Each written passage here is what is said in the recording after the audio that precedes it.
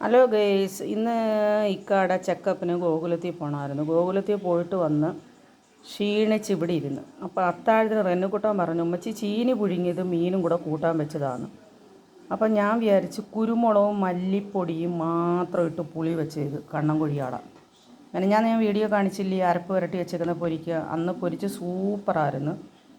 ഇന്ന് എൻ്റെ ബാക്കി കണ്ണനയില ഇരുന്ന്. അപ്പം ഞാനതെടുത്ത് ദാണ്ട കുരുമുളകും ഭയങ്കര ടേസ്റ്റായത്. നമ്മൾ പ്രസവിച്ച് കിടക്കുന്നവർക്ക് വടക്കപ്പുളി ഇട്ട് ഒരു പുളി വെക്കും. അത് പഴയ നമ്മുടെ ഉമ്മമാർക്കൊക്കെ അറിയാമായിരിക്കും.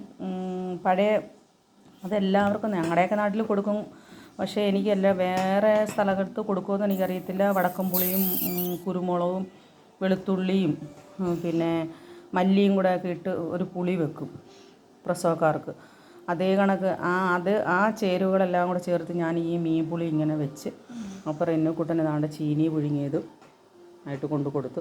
അപ്പോൾ റെന്നുകുട്ടൻ കഴിക്കാൻ തുടങ്ങുകയാണ്. റെന്നുകുട്ട, മീൻ കൂട്ടാൻ എങ്ങനെയുണ്ട്? കൊള്ളാവോ? സൂപ്പറാന്നോ? എരിയും പുളിയും എല്ലാം ഉണ്ടോ?